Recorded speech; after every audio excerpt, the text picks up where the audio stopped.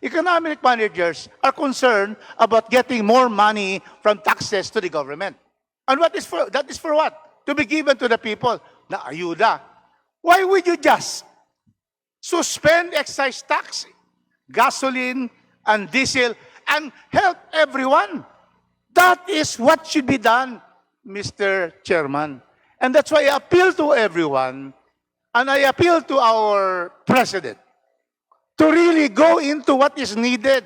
These countries that have put this price caps, subsidy, have done this, Mr. Chairman, 3 weeks ago. February 28, war, and then after that, after 2-3 weeks, they already acted. Tayo, April 9, naging effective the excise tax law reduction, and yet up to now, only LPG and only kerosene. And what we need is the lifting of the expiration of my time by really already suspend excise taxes, especially on diesel and gasoline, and help everyone in this country. 119 million of Filipinos await the action of this administration.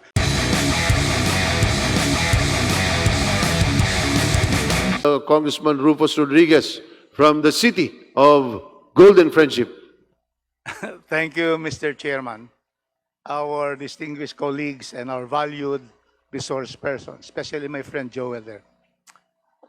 Mr. Chairman, last Monday, I specifically appealed to the President to be able to already suspend all excise taxes. Petroleum, meaning diesel, gasoline, of course, kerosene and LPG. The same afternoon, the President, to executive order, suspended excise tax on kerosene and LPG. Mr. Chairman, again, let me express my disappointment with the action of the executive. We in the House already has approved, and the Senate, this law which grants him the power to suspend excise taxes. Now, Mr. Chairman, I researched on the experiences of other countries in ASEAN, East Asia, South Asia, to find out what are the responses of other countries to the incredible increase of prices of oil because of the Iran war. And so there are really four ways to immediately address the problem. The first one, done by Thailand, Mr. Chairman, is price control, price cap. We cannot do that because of the oil deregulation law. That's the first one.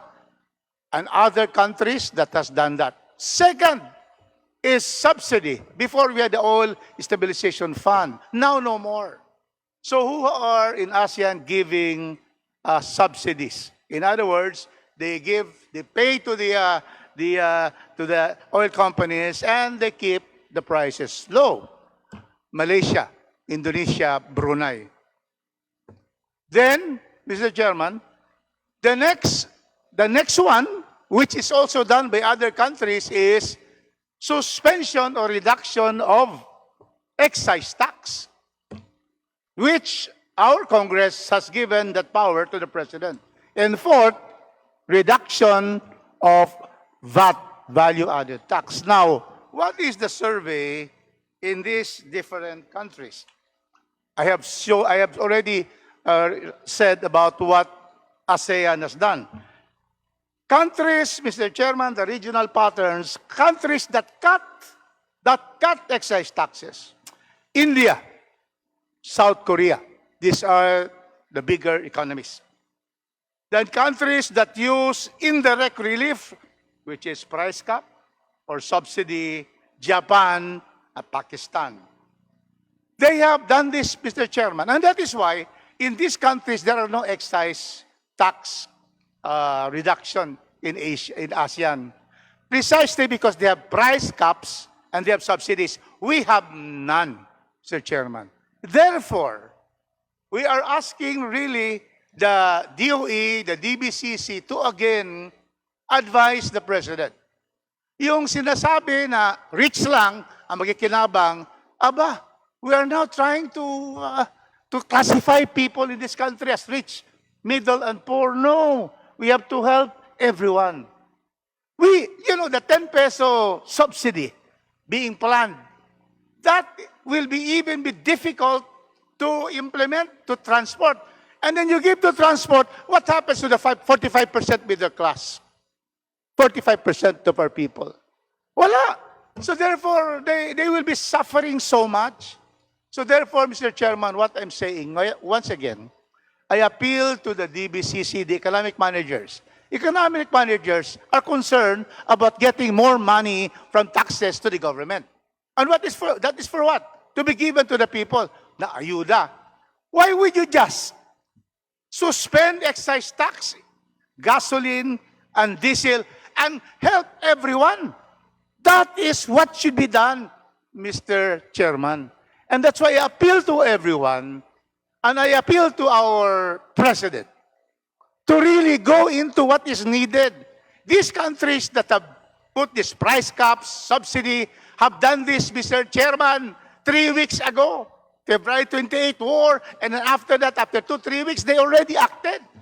Tayo, April 9, naging effective the excise tax law reduction, and yet up to now, only LPG and only kerosene.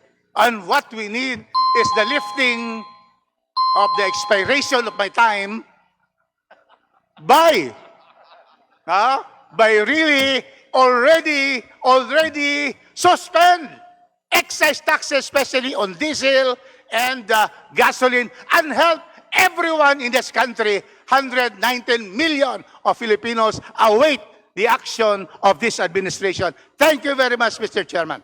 Thank you very much, Congressman Rufus Rodriguez. We now call on from the majority as our last interpellator, the Honorable Congresswoman Lani Mercado Revilla. You have the floor, ma'am. Our gentle lady from Bacoor. Go ahead. Maraming salamat po, Mr. Chair, sa ating po mga kasamahan. Good morning at sa po ng ating mga resource persons. I agree with the gentleman from CDO with regards to excise tax. Pero tila mabagal ang pagdidesisyon ng ekotibo with regards to this. I have filed last April 1 a House Bill 8822, with regards to practices that we can implement with regards to the ongoing crisis that we are experiencing right now, and we call it the Bayanihan for Socio-Economic Security Act. Nakalagay po sa House Bill na ito ay actually pagre-reduce ng value-added tax, which alam ko ayaw po ng Department of Finance. Alam ko rin po na ang dahilan kaya ayaw nyo po ito gawin ay dahil po mababawasan ang ayuda o financial assistance para sa ating pong mga mamamayan. I also agree with my son, the district representative of Cavite 1st District, that everybody should feel the help of government. Hindi isang sektor lang. Sana lahat. Sana all.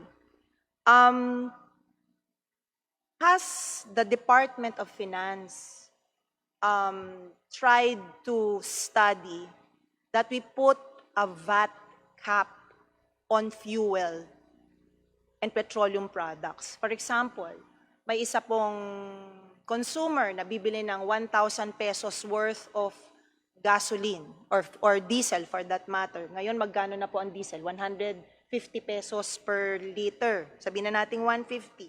Ang mapapakarga ko lang ay 6.66 liters. Kung magkakaroon po ng VAT cap, sabihin na natin 6 pesos. Kunyari, kayo po ang economic advisor, 6 pesos ang VAT cap. Ang babayaran ko lang sa gobyerno na VAT ay 36 pesos. Kasi kung 12% sa 1,000, 120 pesos. So, kung yan ay gagawin natin sa lahat ng bumibili ng diesel o lahat ng bumibili ng petrolyo, lahat ho ay makikinabang. Can I get the opinion of our economic advisors, Department of Finance or DOE, if this can be studied and if this can be possible.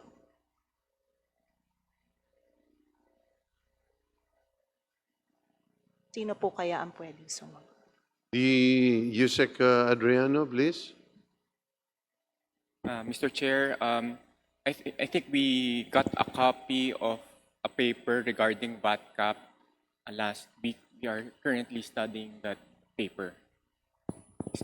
Sige po, malaking bagay po kasi ito kasi tila mabagal ho tayo sa pagdidesisyon with regards to the removal of the excise tax at tila malaki ang mababawas na revenue sa gobyerno pero maganda siguro na mapag-aralan po natin itong tinatawag na VAT cap. Dahil po marami po sa ating mga kalapit bansa kumbaga ang ginagawa ho talaga nila ay tinatawag na price smoothing. When global prices are low, they collect a small tax or small fee. But when prices spike, they use that fund to subsidize the cap. The Philippines currently does the opposite.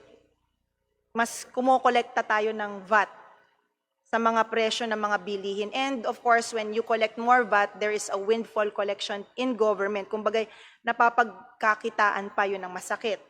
At may downfall po ito. Kung may windfall sa gobyerno, may downfall sa consumer. So, masakit po para sa atin, lalo na ngayon na magbabayad ulit tayo ng mga income tax. At ang deadline ay hanggang May 15. Sana po ay matulungan natin yung mga natatamaan ng husto. Ito po ay ang middle class na sadyang automatic ang pagtanggal ng mga ng VAT sa ating mga sahod at withholding taxes sa ating mga sahod. Isa pa kong suggestion sa ating pong mga resource persons po na nandito.